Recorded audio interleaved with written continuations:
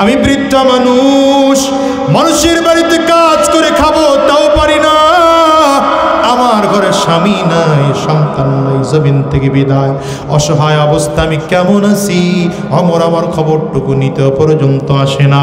আমি ওরে কিয়ামতের ময়দানে আল্লাহর সামনে আসামির কাঠগড়ায় দাঁড় করাবো। আজকে অমরের অনেক বড় ক্ষমতা, আমার কোনো ক্ষমতা নাই, কিন্তু কিয়ামতের ময়দানে আমার ক্ষমতাও যা থাকবে অমরেরও তা থাকবে, আমিও তা থাকবো, অমরও তা থাকবে। অমরকে সেই দিন আল্লাহর সামনে দাঁড় করাবো, আসামির কাঠগড়ায় দাঁড় করায় দেব। হযরত ওমরের কোনো কথা নাই, কাঁপতে শুরু করেছেন, চোখ দিয়ে পানি পড়তে আরম্ভ হয়েছে। মহিলার মাটির পায়ের সামনে হাঁটু গেড়ে মাটির মধ্যে অমর বসে পড়েছে। ডেকে বললেন, মাগো, আমি যদি ওমরের পক্ষ থেকে আপনার দুঃখগুলো কিনতে চাই, আপনি বিক্রি করবেন নাকি বলেন? মহিলা বলে, কেমনে বিক্রি করবো বেটা বোকা, দুঃখ কি কোনোদিন বিক্রি করা যায় নাকি? হযরত ওমর বললেন, 5 দিরহাম দেব। বলে, না, বিক্রি হবে না। হযরত ওমর বলেন, 10 দিরহাম দেব। মহিলা বলেন, না না, বিক্রি হবে না। হযরত ওমর বলেন, তাইলে 15 দিরহাম দেব। মহিলা বলে, না, বিক্রি হবে না। হযরত ওমর বলেন, মা, তাইলে 20 দিরহাম দেব। তারপরে আপনি ওমরের দুঃখগুলো আমার কাছে বিক্রি করে দেন, আর বলেন কিয়ামতের ময়দানে ওমরের বিরুদ্ধে কোনো অভিযোগ জানাবেন না। মহিলা 20 দিরহামের কথা শুনে রাজি হয়ে গেল। মহিলাকে টাকা দিবে, পকেটের মধ্যে হাত দিয়েছেন ওমর। এই মুহূর্তে হযরত উসমান আর আলী রাদিয়াল্লাহু আনহুমা দুজন রাস্তা দিয়ে হেঁটে হেঁটে খোঁজার জন্য বের হয়েছেন। হযরত ওমর রাদিয়াল্লাহু আনহুকে দেখে দূর থেকে ডাক দিয়েছেন, ইয়া আমিরুল মুমিনিন, হে আমিরুল মুমিনিন। ডাক দিতে দেরি হয়, মহিলা বসার থেকে 1 লাফ দিয়ে দাঁড়িয়ে গিয়েছে। ডেকে বললেন, কিরে, এখানে আমিরুল মুমিনিন কোথা থেকে আসলো? হযরত আলী রাদিয়াল্লাহু আনহু বলে, মাগো, আপনার পায়ের কাছে যেই মানুষটা বসা, ওই মানুষটাই যুগের ওমর, অর্ধ পৃথিবীর শাসক। মহিলা হাত জোড় করে কান্না শুরু করেছে, রে ওমর, বুঝতে পারি না আপনার বিরুদ্ধে কথা বলে ফেলেছি, অন্যায় করে ফেলেছি, মাফ করে দেন। আমি অন্যায় করেছি, নবীর সাহাবীর ব্যাপারে এতটুকু আমার অপরাধ নাই, এতটুকু অভিযোগ নাই, আমি একজন মুসলমান, কিন্তু আপনার বিরুদ্ধে কথা বলেছি কারণ এখন পর্যন্ত আমি অসুস্থ মানুষ, মানুষের বাড়িতে কাজ করতে পারি না, এই কারণে কথা বলে ফেলেছি, আমারে মাফ করে দেন। হযরত ওমর কান্না করেন আর বলেন, মাগো, আপনি মাফ চাইবেন পরের কথা, আগে আপনার সাথে আমার যেই চুক্তি হলো, চুক্তি ক্লিয়ার করে। পকেট থেকে 20 দিরহাম বের করে মহিলার কাছে দিয়ে বলেন, মা, এই টাকা আপনারে দিলাম, আপনার দুঃখগুলো আমার কাছে বিক্রি করে দিয়েছেন। মহিলা বলে, ঠিক আছে বাবা, আমার সব দুঃখ বিক্রি করে দিলাম, কিয়ামতের ময়দানে তোমাকে আল্লাহর সামনে আর দাঁড় করাবো না। হযরত ওমর বলেন, এভাবে মুখে বললে হবে না। নিজের চাদরটা ছিঁড়েছেন, চাদরের একটা টুকরা মহিলার হাতে দিয়েছে, কাগজ আর কলম হাতের মধ্যে দিয়া, কাপড়ের টুকরা দিয়ে আর কলম দিয়ে বললেন, মাগো, এটা নেন, আপনি লিখে দেন, আমি 20 দিরহামের বিনিময়ে আমার দুঃখগুলো ওমরের কাছে বিক্রি করে দিলাম। কিয়ামতের ময়দানে ওমরকে আল্লাহর সামনে আসামির কাঠগড়ায় দাঁড় করাবো না। হযরত ওমর নিজের হাতে লিখে দিয়েছে। মহিলা কাপড়ের টুকরাটা নিজে হাতের মধ্যে নিয়া হযরত আলী রাদিয়াল্লাহু আনহুকে বুঝায় দেয়, রে আলী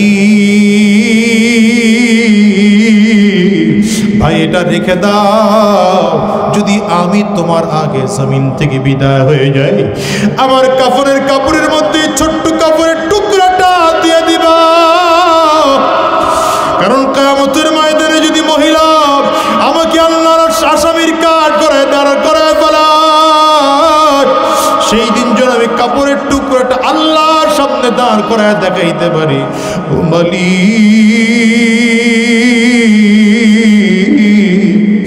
আমার সকল দুঃখগুলো মহিলার আমি টাকার বিনিময়ে কিনে নিয়েছিলাম। আল্লাহ, ও দুনিয়ার মুসলমানেরা বলো, দুনিয়ার নেতা হওয়ার জন্য পাগল হয়ে গেছো, ক্ষমতায় যাওয়ার জন্য পাগল হয়ে গেছো, ক্ষমতা কত ভারী তুমি জানো নাকি?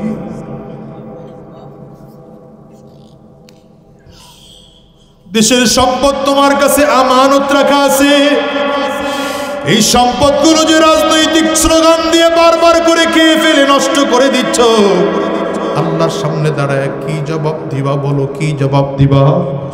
হায়রে, এই জন্য বলি, তোমার একটা ইউনিয়নের মধ্যে যেই পরিমাণ বরাদ্দ তোমার আসে, এটা ইউনিয়নের প্রত্যেকটা জনগণ এটা পাওয়ার অধিকার রাখে। একটা টাকা তুমি তসরুফ করেছো, খোদার কসম করে বলে গেলাম, কিয়ামতের ময়দানে এতগুলো মানুষের দাবি ছাড়ানোর আগ পর্যন্ত আল্লাহ তোমাকে মাফ করবেন না, ক্ষমা করবেন না। এই জন্য সাবধান, পরের হক নষ্ট করলে আল্লাহ তাআলাও সেই বান্দাকে মাফ করেন না। ও দুনিয়ার মুসলমানেরা, কি দিয়ে বুঝাই বলো? আমি তো মাঝে মাঝে আমার নিজের দিকে আমি নিজে তাকাই আর বলি, মালিক, ক্ষমতা তো বেশি দাও নাই, ছোট্ট ক্ষমতা দিয়েছো, কিন্তু আল্লাহ একটা টাকা আমার মধ্যে যেন না ঢোকে।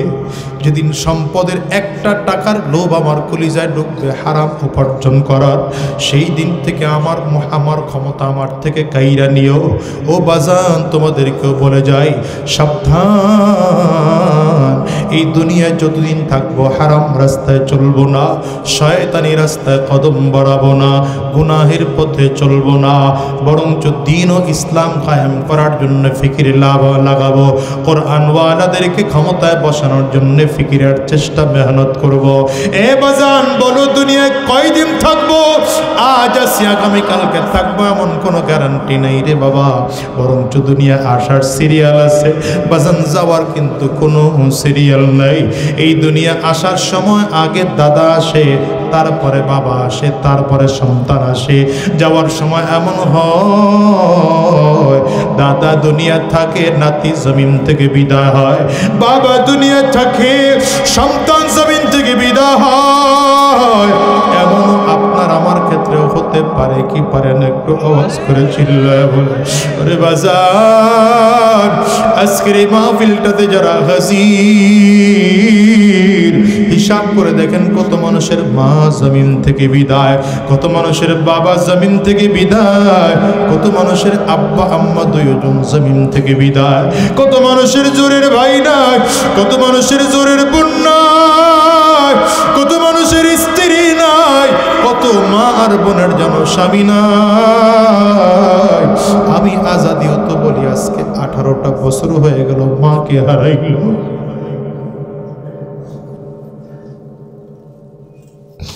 নিজের টাকা দিয়ে আমার মাকে যে একটা আপেল কিনে খাওয়াবো, এই 18 বছরে আমার যোগ্যতা হয় নাই রে বাবা। একটা কাপড় কিনে আমার মাকে দেব, এই যোগ্যতা আমার হয় না। আজকের এই বজলিশেও তো আমার মতো মা হারা মানুষ আছেন না নাই? আওয়াজ করে বলে, এ বাজান, কে কে মা হারিয়েছেন একটু হাতটা উঁচা করে দেখা। কার কার ঘরে বাবা নাই আপনারাও হাত উঁচা করে দেখার, একটু হাতগুলো তুলে রাখেন। আমার যুবকেরা তাকিয়ে তাকিয়ে দেখো মাহারা মানুষগুলো কেমন করে কান্না করে, বাবাহারা মানুষগুলোর চোখ দিয়ে কেমন করে পানি বের হয়। এই যুবক, এই মানুষগুলোর দিকে তাকিয়ে তাকিয়ে দেখো, এই মানুষগুলো হাত তুলেছে, এদের কারো ঘরে মা নাই, কারো ঘরে বাবা নাই। আজকের বাসায় গিয়া দরজার মধ্যে টোকা দিলে হয়তো তোমার মা দরজা খুলবে, বাবা তাকাবে। এই মানুষগুলো বাসায় গিয়া দরজার মধ্যে টোকা দিলে এদের মা দরজা খুলবে না। আমি আজাদিও তো বাসায় গিয়া দরজার মধ্যে টোকা দিলে মা দরজা খুলবে না। এই জন্য বলে যাই রে বাজার, কয়দিন দুনিয়ায় থাকবা বলো? আজ আসি দুনিয়া, আগামীকালকে থাকবো এমন কোনো গ্যারান্টি না। এই জন্য হিসাব মিলে যাও, যতদিন এই দুনিয়ায় থাকবো হায় রে ওয়াদা করে বের হও, আর গুনাহের রাস্তায় কদম বাড়াবো না, শয়তানি রাস্তায় কদম বাড়াবো না, হারাম রাস্তায় কদম দাঁড়াবো না। কারণ আজকের এই মাহফিল তোমার আমার জীবনের কারো শেষ মাহফিল হতে পারে। আজকের এই মুনাজাত তোমার আমার জিন্দেগির শেষ মুনাজাত হতে পারে। আজকের এই রাত তোমার আমার জীবনের শেষ রাত হতে পারে। আজকের এই মাহফিল থেকে ওয়াদা করে বের হও, আয় আল্লাহ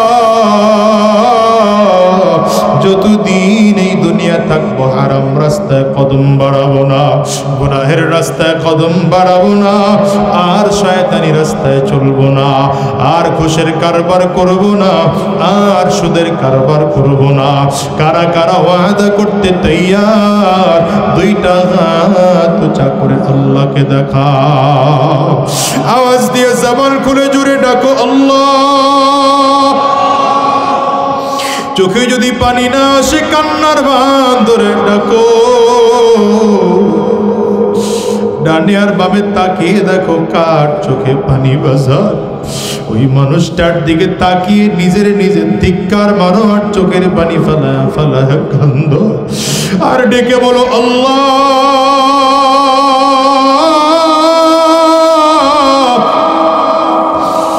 আয় আল্লাহ, তোমার গোলামদের দিকে তাকায় দেখো কত গোলামেরা হাত তুলেছে, এদের কারো ঘরে মা নাই, বাবা নাই, আব্বা আম্মার কথা স্মরণ করে কাঁদে। সবাই মিলে ওয়াদা করলাম আর হারাম রাস্তায় কদম বাড়াবো না, আর শয়তানি রাস্তায় কদম বাড়াবো না, আর গুনাহের পথে চলবো না। আল্লাহ তুমি কবুল করে না, আওয়াজ দিয়ে চিল্লায় বলো আমিন। এই যুগে আর নবী পাওয়া যাবে না, তবে ইন্নাল উলামা ওয়ারাসাতুল আম্বিয়া, এই যুগের হাক্কানি উলামায়ে কেরাম হলো নবীদের ওয়ারিস। এই হাক্কানি উলামায়ে কেরামদের দিকে তাকাবো, তাদের চেহারা দেখবো, নিয়ত করে আসবেন। কয়টা গেল নিয়ত? জোরে বলেন। 3 নম্বর, নিয়ত করে আসবেন যে দিন শিখার জন্য যাব। কি শেখার জন্য যাব? এখনকার মাহফিল অনেক হয়, তো মাহফিলে কমিটির নিয়ত ঠিক থাকে না, বক্তার নিয়ত ঠিক থাকে না, পাবলিকের নিয়ত ঠিক থাকে না। কমিটির অধিকাংশ কমিটির নিয়ত থাকে হলো কালেকশন, কথা কন না কেন? যদিও আলহামদুলিল্লাহ আজকে নাই। মাহফিল কমিটির হিসাব নিকাশ হলো ওয়াজ যা কিছু হবে আর না হবে, কালেকশন একটা মোটা অঙ্কের লাগবে। কি কথা তাই না? আবার আমরা বক্তা যারা আছি আমাদের নিয়ত থাকে আরেকটা। আমাদের নিয়ত হলো ওয়াজ যা করলাম আর না করলাম, যাওয়ার সময় হাদিয়ার পরিমাণ একটা মোটা অঙ্কের লাগবে, তাহলে আমাদের নিয়ত। আবার আপনারা শ্রোতা যারা, আপনাদের নিয়ত হলো ওয়াজ কি করে না করে দরকার নাই, কণ্ঠ কেমন,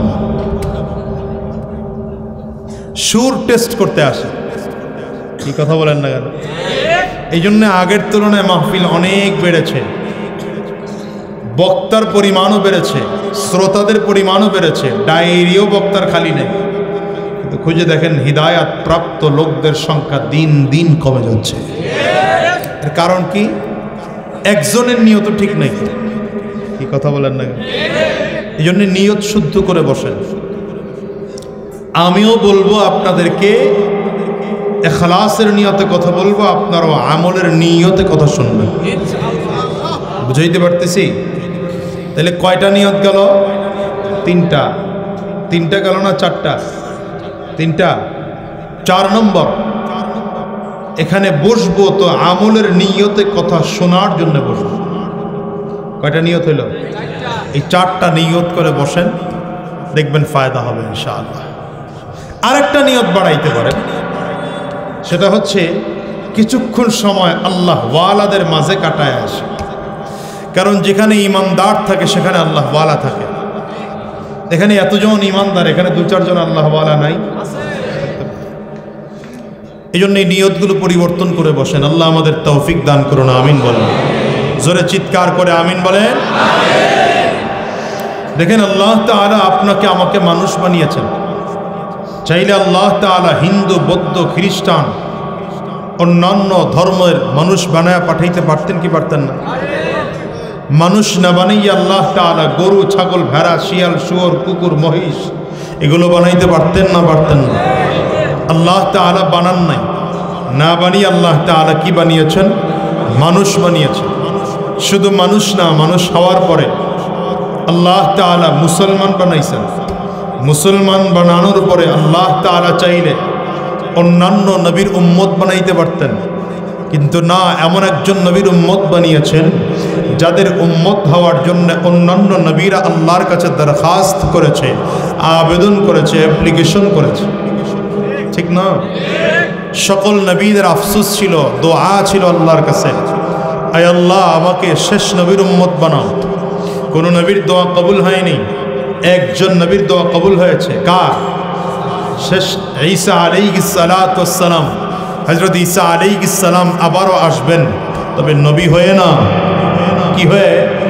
শেষ নবীর উম্মত হয়ে আসবেন। অথচ দেখেন আল্লাহ তাআলা আপনাকে আমাকে শেষ নবীর উম্মত বানিয়েছেন, আবেদন ছাড়া, অ্যাপ্লিকেশন ছাড়া, দরখাস্ত ছাড়া। কি খুশি না বেজার? বলেন আলহামদুলিল্লাহ, বলেন আরেকবার বলেন আলহামদুলিল্লাহ আওয়াজ করে। এই যে আল্লাহ তাআলা এত নেয়ামত দিলেন, আরো নেয়ামত দেখেন। এই যেই নেয়ামত আমরা এই যুগের মানুষ পেয়েছি, সাহাবায়ে কেরাম এই নেয়ামত পায় নাই। কি নেয়ামত? সেটা হচ্ছে আপনি আমি জন্মসূত্রে সাহাবায়ে কেরামদের তুলনায় দামি। জন্মসূত্রে সাহাবায়ে কেরামদের তুলনায় দামি। সাহাবায়ে কেরামের জন্মসূত্র আপনার আমার তুলনায় দামি ছিল না। দেখেন, আপনার আমার মা মুমিনা, বাবা মুমিন। আপনার আমার মা মুসলিমা, বাবা মুসলিম। আপনার আমার এখানে এমন অনেক মানুষ পাওয়া যাবে যাদের 14 গোষ্ঠী মুসলমান। কথা বলে না? আছে না? আপনি আমি জন্মের পরে বাবাকে দ্বীনের পথে চলতে দেখেছি। আপনি আমি দ্বীনের পরে মাকে পর্দা করতে চলতে দেখেছি। আপনার আমার জন্মের পরে ডান কানে আজান দেওয়া হয়েছে, বাম কানে ইকামত দেওয়া হয়েছে। আপনার আমার জন্মের পরে ডান কানে কি দেওয়া হয়েছে? আজান, বাম কানে ইকামত। আপনার আমার জন্মের পরে আর কিছু না হলেও অন্তত মাইকের আওয়াজ শুনেছি, আজানের আওয়াজ শুনেছি, কোরআনের আওয়াজ শুনেছি, তাফসীরের আওয়াজ শুনেছি, ওয়াজ মাহফিলের আওয়াজ শুনেছি। সাহাবায়ে কেরাম জন্মের পরেই ডান কানে আজানের ইকামত দেওয়ার সুযোগ পান নাই, এই নসিব তাদের হয় নাই। সাহাবায়ে কেরামদের মা মুমিনা ছিল না, বাবা মুমিন ছিল না। সাহাবায়ে কেরামদের বাবা ছিল কাফির, মা ছিল কাফিরা। সাহাবায়ে কেরামদের মা ছিল মুশরিকা, বাবা ছিল মুশরিক। এই সাহাবায়ে কেরাম জন্মসূত্রে হিসাবে ছিলেন জাহান্নামের আসামি, কিন্তু নবীজির হাতে হাত দিয়ে যখন কালিমা পড়ে মুসলমান হয়ে গেলেন, এত দামি হলেন যে মানুষগুলো জান্নাতের মেহমান হয়ে বিদায় হলেন। কেমন জান্নাতের মেহমান? কেমন জান্নাতের মেহমান? যে আমার নবী জীবদ্দশায় 10 জন সাহাবীকে জান্নাতের সার্টিফিকেট দিয়েছেন। আল্লাহু আকবার। দেখেন, সাহাবায়ে কেরামদের জন্মসূত্র আপনার আমার থেকে দামি না, কিন্তু তাদের জীবন আপনার আমার তুলনায় কত দামি, যেই দাম, যেই মূল্যের কোনো তুলনা চলে না। ঠিক না? ঠিক। 10 জন সাহাবীকে নবীজি জান্নাতের সার্টিফিকেট দিয়েছেন। শুধু তাই না, রাসূলুল্লাহ সাল্লাল্লাহু আলাইহি ওয়াসাল্লাম বলেন, সকল নবীদেরকে কিয়ামতের ময়দানে জান্নাতে আগে ঢুকতে দেওয়া হবে না। সবার প্রথম আমি নবী মুহাম্মদুর রাসূলুল্লাহ সাল্লাল্লাহু আলাইহি ওয়াসাল্লাম, জোরে বলেন সাল্লাল্লাহু আলাইহি ওয়াসাল্লাম, সর্বপ্রথম আমি নবী জান্নাতে ঢুকব। নবী বলেন, আমার পরে অন্যান্য নবীরা জান্নাতে যাবে। নবীদের সিরিয়াল যখন শেষ হবে, উম্মতদের সিরিয়াল যখন শুরু হবে, সবার প্রথম আবু বকর সিদ্দিক রাদিয়াল্লাহু আনহুর জন্য জান্নাতের 8টা দরজা একসাথে খুলে দেওয়া হবে। জান্নাতের দরজা দিয়ে আবু বকর জান্নাতে চলে যাবে। কেমন দাম, কেমন মূল্য! দেখেন, আপনার আমার টোটাল জিন্দেগির নামাজ আর সাহাবায়ে কেরামদের জীবনের এক রাকাত, একটা সাজদা কোনোদিন সমান হবে না। আমি আমার উদাহরণ দিয়ে মাঝে মাঝে এভাবে বলি, এখানে 70 বছর 80 বছরের হয়তো মুরব্বী তো একজন থাকতে পারেন। আসেননি কেউ এখানে 80 বছরের মুরব্বী? আচ্ছা, এখানে এই তো মাশাআল্লাহ পাওয়া গেছে। আপনার 80 হয়ে গেছে বয়স? মাশাআল্লাহ, আল্লাহ তাআলা অনেক সুস্থ রাখছেন, আরো সুস্থ রাখুন। এই 80 বছরের এরকম মুরব্বী 2-4 জন যদি এখানে থাকেন, আর 80 বছরের একজন মুরব্বী বা 70 বছরের একজন মুরব্বী যদি জীবনে এক ওয়াক্ত নামাজ তিনি মিস করে না থাকেন, তাহলে হিসাব করে দেখবেন একজন মানুষ সাধারণত বালেগ হয় কত বছরে? 14-15 বছর ধরে নেন। তো 14-15 বছর হয়ে গেলে 70 বছর বা 80 বছরের যেই মুরব্বী, 80 বছরের এই মুরব্বী মিনিমাম 65 বছর 5 ওয়াক্ত নামাজ পড়েছেন। বুঝেন? যার বয়স 70 বছর তার দিকে খেয়াল করলে দেখবেন মিনিমাম 55 বছর 5 ওয়াক্ত নামাজ পড়েছেন।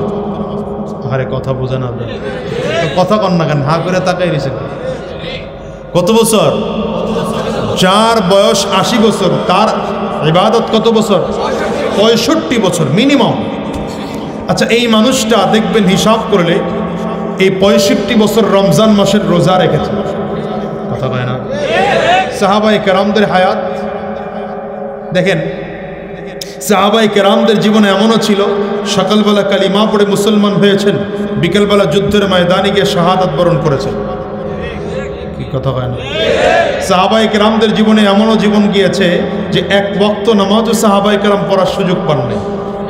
সর্বশেষ আবু বকর সিদ্দিক রাদিয়াল্লাহু আনহু সবথেকে বড় সাহাবী, নবীর পরে উম্মতদের মধ্যে সবথেকে মর্যাদাপূর্ণ সাহাবী, মর্যাদাপূর্ণ ব্যক্তিত্বকে আবু বকর সিদ্দিক রাদিয়াল্লাহু আনহু।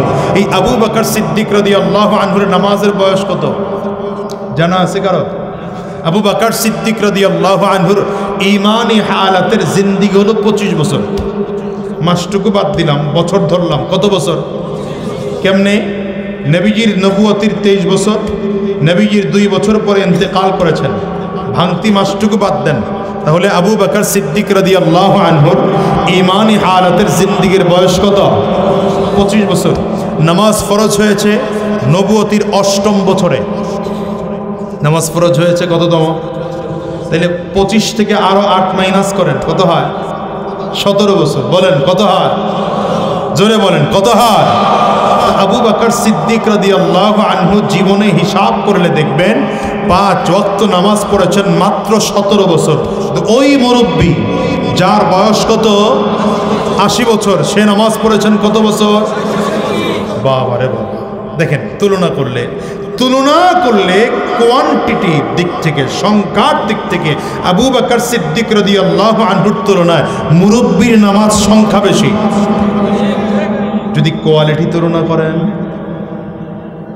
বলেন না, যদি কোয়ালিটি তুলনা করেন, ওই রকম মুরব্বীর সারা জিন্দেগির ইবাদত আর আবু বকর সিদ্দিক রাদিয়াল্লাহু আনহুর 5 ওয়াক্ত নামাজের এক ওয়াক্ত নামাজের এক রাকাতের একটা সাজদার একটা তাসবিহকে যদি আপনি আরেক পাল্লায় করেন, সমান হবে? এত ব্যবধান কেন? এত ব্যবধান কেন?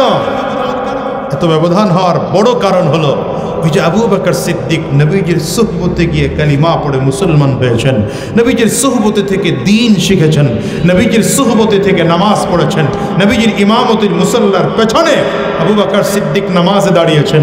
নবী ইমামতির মুসল্লায় নাই, তো আবু বকর ইমামতির মুসল্লায় দাঁড়িয়েছেন। তো আপনার আমার গোটা জিন্দেগির ইবাদত আর আবু বকর সিদ্দিক রাদিয়াল্লাহু আনহুর 1 সেকেন্ডের ইবাদত কোনোদিন সমান হবে না। কি কথা বলেন? জন্মসূত্র সাহাবায়ে কেরামদের দাম কম, কিন্তু আমলের দিক থেকে সাহাবায়ে কেরামদের দাম, কোয়ালিটির দিক থেকে সাহাবায়ে কেরামদের দাম, ঈমানের দিক থেকে সাহাবায়ে কেরামদের দাম কত বেশি, তুলনাও চলে না। এত বেশি যেটার কি চলে না, তুলনাও চলে না। দেখেন, সাহাবায়ে কেরামদেরকে আল্লাহ তাআলা জমিনে পাঠিয়েছেন গোটা পৃথিবীর মানুষকে বোঝানোর জন্য যে কোরআন ঘরের তাকে উঠিয়ে রাখার জন্য আসে নাই।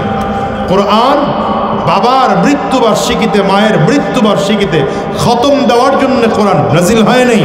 কোরআন নাজিল হয়েছে আবু বকরের মতো নিজের জীবনে বাস্তবায়ন করার জন্যে, ওমরের মতো জীবনে বাস্তবায়ন করার জন্যে, উসমান বিন আফফানের মতো জীবনে বাস্তবায়ন করার জন্যে, আলী ইবনে আবি তালেবের মতো জীবনে বাস্তবায়ন করার জন্যে। কারণ মানুষ হয়তো মনে করতে পারে যে আমার নবীকে তো নবী বানিয়েই জমিনে পাঠানো হয়েছে, তো নবীকে তো আল্লাহ তাআলা কোরআন হিসাবেই বানিয়েছেন। নবীকে, নবীর মাধ্যমে কোরআন বাস্তবায়ন হবে, কোরআন যা থাকবে নবীও তা থাকবেন, এটাই স্বাভাবিক। কিন্তু আমরা তো সাধারণ মানুষ, আমাদের দ্বারা কোরআন পালন করা সম্ভব না। আল্লাহ বুঝাইছেন, না না, নবীর পরে তাকিয়ে দেখো। আবু বকর সিদ্দিক কোরআন অনুযায়ী নিজের জীবন সাজিয়েছেন, ওমর ফারুক কোরআন অনুযায়ী নিজের জীবন সাজিয়েছেন, উসমান বিন আফফান কোরআন অনুযায়ী নিজের জীবন সাজিয়েছেন, আলী ইবনে আবি তালিব কোরআন অনুযায়ী নিজের জীবন সাজিয়েছেন। সাহাবায়ে কেরাম সাধারণ মানুষ হয়ে সাধারণ ঘরে জন্ম নিয়ে, কাফিরা মায়ের ঘরে জন্ম নিয়ে, কাফির বাবার ঘরে জন্মগ্রহণ করার পরে কোরআন অনুযায়ী নিজের জীবন সাজাতে পেরেছেন, তুমি কেন পারবে না? কথা বলেন না কেন? তাহলে কোরআন অনুযায়ী নিজের জীবন সাজানো সম্ভব না অসম্ভব? তাহলে কোরআন আল্লাহ পাঠিয়েছেন জীবন সাজানোর জন্যে না ঘরের তাকে সাজায় রাখার জন্য? কিন্তু আমাদের জীবন পুরোটা উল্টা। এই জন্য নবী বলেন, লা ইয়াবকা মিনাল কুরআনি ইল্লা রাসমুহু, লা ইয়াবকা মিনাল ইসলামি ইল্লা ইসমুহু, ওয়া লা ইয়াবকা মিনাল কুরআনি ইল্লা রাসমুহু। নবী আমার বলেন, খুব শীঘ্রই এমন একটা জামানা আসতেছে যেই যুগের মানুষের মুসলমান নামে থাকবে, কাজে কোরআনের প্রথা থাকবে, কিন্তু কোরআনের বাস্তবায়ন থাকবে না। কি ঠিক না বেঠিক? আজকে তাই চলতেছে, আজকে তাই হচ্ছে। বাবার মৃত্যুবার্ষিকীতে কোরআন পড়া হয়, তা আবার স্টাইল কেমন?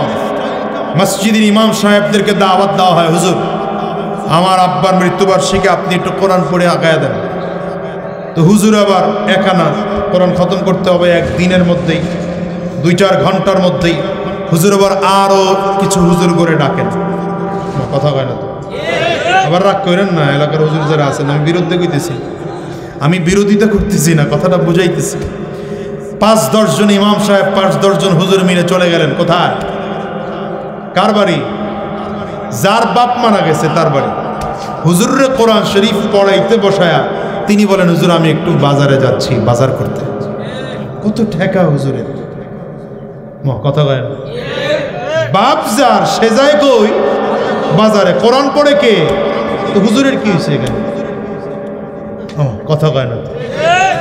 বাজার টাজার করে আসলো, হুজুরকে বলে, হুজুর জানতে নামাজ পড়ে আসুন। সে কিন্তু নামাজও পড়ে না, আজকে বাপের মৃত্যুবার্ষিকী, নামাজও পড়ে না।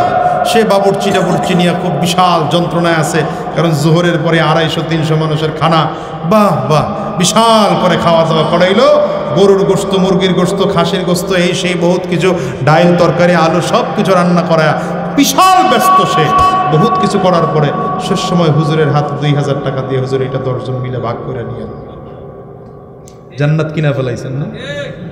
আপনার মামা বাড়ির আবদার পাইছেন আর কি, জান্নাত কিনে নিছেন। রাগ করতেছেন মনে হয়? রাগ করতেছেন কে কে? হাত তোলেন দেখি, হাত তোলেন দেখি, কে কে রাগ করতেছেন। বরঞ্চ উচিত ছিল আপনার যে, হুজুর আমার বাবা তো কোনোদিন আমাকে কোরআন শেখায়নি, আপনি আমাকে সময় দেন, আমি 5টা দিন এসে আপনার কাছে সূরা ফাতিহাটা শুদ্ধ করে শিখতে চাই। একজন বলেন দাঁড়ায় যে, হুজুরের কাছে গেছি, খুঁজলে হয়তো দেখা যাবে 100-র মধ্যে 10 জন পাবো, 5 জন পাবো, আর অধিকাংশ মসজিদে যায় হুজুরের দোষ ধরার জন্য। কি কথা বলেন? হুজুরে কেরাত লম্বা করলে মেজাজ গরম, রুকু সাজদা লম্বা করলে মেজাজ গরম, আমার কথা কয় না? জুমার দিনে হুজুর বয়ান লম্বা করলে মেজাজ গরম। সভাপতির ডাক দেয়, আয় সভাপতি কি রাখছো এটা? কিছু বুঝে না, আর সময় নাই, জ্ঞান নাই। দিদি আমাকে শুক্রবার দিন দাওয়াত থাকে, আর উনি এত বড় লম্বা বয়ান শুরু করছে, মাইক পাইলে ছাড়ে না হুজুর। আসেনি আপনাদের এলাকায়? না না, আমাকে বরিশালই খালি আছে, এই দিকে নাই। কি করতেছো ভাই তুমি? কি করতেছো বলো? তোমার করা উচিত ছিল কি, আর তুমি করতেছো কি? এটা তোমার কাজ। আরে সাহাবায়ে কেরামদের সামনে দাঁড়িয়ে নবীজির সামনে দাঁড়িয়ে সাহাবায়ে কেরাম জোরে কথা বলতেন না, জোরে কথা বলতেন না। আল্লাহ কোরআনে বলেছেন, লা তারফাউ আসওয়াতাকুম ফাওকা সাওতিন নবী, নবীর উপরে যেন তোমার আওয়াজটুকু না। আর এখন তো চিত্র এমন হয়েছে, আল্লাহ মাফ করুক, স্টেজে এসা হুজুররা কে হুজুর ওয়াজ এরকম না, হুজুর ওয়াজ ওইরকম করবেন, কি হুজুর কয় না? আবার অর্ধেক ওয়াজ, ভাই কই যায়, ভাই কই যান? সিরিয়াস? সিরিয়াস না হইলে ওইটা না, যদি মনে করেন জায়গাটাকে নাপাক হয়ে যাবে তখন একটা আলাদা ব্যাপার। ঠিক আছে, থানার থেকে পুলিশ এসে দাঁড়ায়, হুজুর অর্ধেক ওয়াজ করছেন, এটা আপনার জন্য জায়েজ ছিল, আর বাকি ওয়াজ অর্ধেক করা জায়েজ নেই, এটা না জায়েজ। ফতোয়া চলে নাই এতদিন, কথা বলেন না কেন আপনারা? কি করতেছেন ভাই আপনি? এটা কি চলতেছে এটা?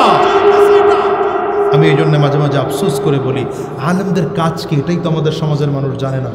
এই জন্য আলেমদেরকে বোঝা মনে করে। আপনারা বলেন না যে হুজুররা দেশটা দেখাইল, হুজুররা দেশের বোঝা, হুজুররা আধুনিক পথের বাধা। হুজুরদের কাজ কি সমাজের মানুষ জানে না এটা। আচ্ছা, ডাক্তারের কাজ কি বলেন? ডাক্তারের ভিজিট দেন কেন? কেন দেন? রিপোর্ট দেখাই দেখি আবার টাকা দেন কেন? প্রথম 1500 দিয়েছেন, যেদিন রিপোর্ট দেখাবেন আরো 1000। কথা কয় না আপনি? মসজিদের ইমামরা এখা বলেন কেন হুজুরকে বেতন লাগেনি? কথা কন না? কয় টাকা দেন আলেম? আপনাদের এলাকার মসজিদের বাজারে মসজিদ আছে নি? হ্যাঁ, কত দেন ইমাম সাহেবের বেতন? কই ইমাম সাহেব কই বাজারে? আপনি দরকার গেছে হুজুরে? হুজুর ইমাম না খতিব? শুধু জুমা না 5 ওয়াক্ত সহ পড়া? কিছু পড়ায়? কত দেন বলেন আজকে সামনাসামনি বলেন, কত দেন? দেখছেন? আপনারা বলেন আমরা জানি না। হয়তো অনেকে মনে করতেছেন যেটা আমাদের জন্য গর্বের, যে আমাদের হুজুরদেরকে কয় টাকা দেয় এটা আমরা খবরও নেই না। কোনোদিন খবর নিয়েছেন? বলেন, কোনোদিন খবর নিয়েছেন? আমি ওনার সামনে বলতেছি না, আজকে হুজুর না থাকলে আমি বলতাম এটা। কোনোদিন তার হাতের মধ্যে 500 টাকা মহাব্বত করে দিয়ে বলেছেন হুজুর এটা দিয়ে আপনি আজকে বাজার করবেন আলাদা আলাদা 1000 টাকা হাতের মধ্যে দিয়ে কোনোদিন বলেছেন হুজুর এটা আমি মহাব্বত করে আপনাকে দিলাম, দেন তো হুজুরের দাওয়াত করে নিয়ে? কথা বলেন না কেন? সব উল্টা পাল্টা চলতেছে। কোনদিন তাকে খবর নিয়েছেন হুজুর আপনি তো আমাদেরকে চমৎকার করে নামাজ পড়ান, আপনি এর পাশাপাশি যা করেন সেটা দিয়ে আপনার জীবন চলে কিনা? এদেশের কত মসজিদের ইমাম অবহেলিত, কি কথা বলেন না? এদেশের কত মসজিদের ইমাম অবহেলিত, 2000, 3000, 4000 টাকা করে হুজুরদের সম্মানই দেয়। আফসোস, এই জাতির জন্য আফসোস এটা। আবার অনেকে বলে হুজুর কোট টাকা লাগে নাকি? হুজুর কোট টাকা লাগে না, টাকা সব আপনাদের লাগবে। সারা জীবন আপনারা যা খাওয়ার সব খাবেন, হুজুররা সারা জীবন খালি রোজা রাখবে। হ্যাঁ, হুজুরকে খাওয়া দাওয়া কিছু লাগবে না। এই জন্য বলি কাজ বুঝেন আগে, আলেমের কাজ কি বলেন? একজন ডাক্তারের কাজ কি বলেন? বলেন না, বলেন না, বলেন না। একজন ডাক্তারের কাজ হচ্ছে সমাজের মানুষ যখন অসুস্থ হয় এ মানুষের চিকিৎসা করা, ঠিক কিনা বলেন? ডাক্তার তার প্রফেশনের বিনিময় খায় না খায় না? কথা বলেন না কেন? খায় না খায় না? আপনার টাকা দেন না দেন না? ইঞ্জিনিয়ার সাহেবের কাজ কি? ইঞ্জিনিয়ার সাহেবের কাজ হচ্ছে রাস্তা কাজ করবেন, বিল্ডিং এর কাজ করবেন, ব্রিজ করবেন, কালভার্ট করবেন, সেটার প্ল্যানিং দিবেন, রাস্তার কেমন করে করবেন, কত সিসি ঢালাই দিবেন, রড কত দিবেন, প্ল্যানিং কেমন করবেন, পিলার কয়টা দিবেন, ছাদের কেমন দিবেন। কি কথা বলেন না? হ্যাঁ, অ্যাডভোকেট সাহেবের কাজ কি? আইনজীবীর কাজ কি? কাজ হচ্ছে এদেশের মানুষ যখন কোনোভাবে আইনি জটিলতায় পড়ে যাবে তাকে আইন দিয়ে সহযোগিতা করা। সমাজের মানুষ কেউ তো কোনোদিন ডাক্তারকে বোঝা বলে নাই, অ্যাডভোকেটকে বোঝা বলে নাই, ইঞ্জিনিয়ারকে বোঝা বলে নাই, আলেমদেরকে বোঝা বলে কেন? সমাজের মানুষ আলেম সম্পর্কে জানে না। আলেমদের কাজই হচ্ছে এটা, আপনাকে দ্বীনের পথে চলানোর রাস্তা দেখাবে। আলেমদের কাজই হচ্ছে এটা, আপনি ব্যবসা করবেন, চাকরি করবেন, খাত খামার করবেন, যেখানে আপনার ভুল হবে ভুলটা আলেম ধরিয়ে দিবে, কিন্তু এখন ভুল ধরাইয়া দিলে জেলে ঢুকাইয়া দেবে। ভুল দাঁড়ায় দিলে কি হয়? কথা হয় না তো। আল্লামা মামুনুল হক সাহেব ভুল দাঁড়ায় দিছে, আপনি বাইরে থাকেন না, জেলে যান। এত আস্তে জোরে বলেন না কেন? মুফতি সৈয়দ ফয়জুল করিম শাইখ চরমনাই ভুল ধরায় দিছেন। এখন পাবলিক কয় তাইলে এই যে তার ব্যাংক অ্যাকাউন্ট তলব করা হোক। তো তার ব্যাংক অ্যাকাউন্ট আমি বরিশালের শাখা ম্যানেজারকে জিজ্ঞাসা করলাম যে শাইখে চরমনের ব্যাংক অ্যাকাউন্ট তলব করা হলো, কত আছে ব্যাংকে? তো ব্যাংকের ম্যানেজার বলে হুজুর 445 টাকা আছে, না 4445 টাকা আছে। কি কথা কন না কেন? করতেছেন কি আপনি এটা? ভাই এটা আপনার কাজ, সমাজের প্রত্যেকটা মানুষের কাজ ছিল। সে যখন আইনি জটিলতায় চলে যায়, সে অ্যাডভোকেটের কাছে যায়, বাড়ি করবে, রাস্তা করবে, ঘাট করবে, ব্রিজ কালভার্ট করবে, সে ইঞ্জিনিয়ারের কাছে যায়, অসুস্থ হলে ডাক্তারের কাছে যায়। আরে দিন শিখার জন্য কয়দিন আলেমের কাছে গিয়েছেন বলেন? বরঞ্চ আপনি আলেমের সমালোচনা করেন, আপনি আলেমকে দেশদ্রোহী বানান। আপনার যে উচিত ছিল, মেম্বার হয়েছেন, আলেমের কাছ থেকে পরামর্শ নেবেন, হুজুর আমার মেম্বারিটা কেমন করে চালাবো। চেয়ারম্যান হয়েছেন, আলেমের সাথে পরামর্শ করে বলবেন, হুজুর আমার চেয়ারম্যান এটা কেমন করে চালাবো। এমপি হয়েছেন, আপনি আলেমের সাথে পরামর্শ করবেন কেমন করে আমার এই আসনটা চালাবো। প্রধানমন্ত্রী হয়েছেন, আপনার উচিত আলেমদের কাছ থেকে শিক্ষা গ্রহণ করে করে তারপরে তাদের পরামর্শ অনুযায়ী দেশ চালানো। আয়াস করে বলেন ঠিক না বেটি? করতেছি উল্টা, করতেছি উল্টা। ডাক্তার সাহেব যদি আপনার চেহারার দিকে তাকিয়ে বলে, ভাই আপনার চেহারা তো ভালো মনে হচ্ছে না, আপনার তোর শরীরে রোগ ধরেছে, আপনি তাড়াতাড়ি ডাক্তার দেখান, ডাক্তারের উল্টা থাপ্পড় দিবেন কি কন? হ্যাঁ, উল্টা থাপ্পড় দিবেন, কবেন না জেলে ঢুক বেটা, তুই আমার বিরুদ্ধে কথা বস। আহারে সমাজের মানুষ বুঝলোই না এটা। ডাক্তার সাহেবের কাছে আপনি গেলেন, ডাক্তার আপনাকে ইঞ্জেকশন দিল, ব্যথা পেলেন, ফোড়া হয়েছে, এবার আপনাকে কেটে ছিঁড়ে রক্ত বের করে ব্যান্ডেজ করে দেওয়া হলো। ওই কোনোদিন তো আপনি ডাক্তারকে থাপ্পড় দেন না, ডাক্তারকে জেলে ঢুকান না কেন? আপনি বুঝতেছেন যে না, ডাক্তার কাটলে ছিঁড়লেও সে আমার উপকারের জন্য কাজ করতেছে। আপনি এটা কেন বুঝেন না? আলেম আপনাকে ধমক দেয়, আলেম আপনার বিরুদ্ধে কথা বললেও সে আপনার বিরোধী নয়, আপনাকে নিয়ে আলেম একসাথে জান্নাতে থাকতে চায়। বাবা বুঝেন এটা, কথাটা আমার বুঝেন। আপনাদের জন্য দিলে যে কত ব্যথা, যদি বুকটা ছিঁড়ে দেখাইতে পারতাম তাইলে বুঝাইতে পারতাম। আপনি মনে করেন না শুধু যে আমি আজাদি আপনাদের কাছে শুধু টাকার জন্য এখানে 1 ঘন্টা কথা বলতে আসছি। খুদার কসম করে বুকে হাত দিয়ে বলি, যদি শুধু টাকার জন্য হতো আমার মতো আলেমকে ঢাকা থেকে এখানে আসা লাগতো না, বরিশাল থেকে এখানে আসা লাগতো না। এর চেয়ে ঢাকায় অনেক ভালো টাকা দিয়ে মাহফিল পাওয়ার লোক আছে। কথা বলেন না কেন? জার্নি করে এত কষ্ট করে আসার দরকার ছিল না তো। আসছি কেন? খুদার কসম বুকে হাত রেখে বলি, আসছি দিনের ওই 2টা কথা বোঝানোর জন্যে যে আমার একটা কথায় যদি একজন মানুষ নামাজি হয়, একজন মানুষ দিনদার হয়, একজন মানুষ ইমানদার হয়, একজন মানুষ যদি আজকের মাহফিল থেকে ওয়াদা করে বের হয় আর হারাম রাস্তায়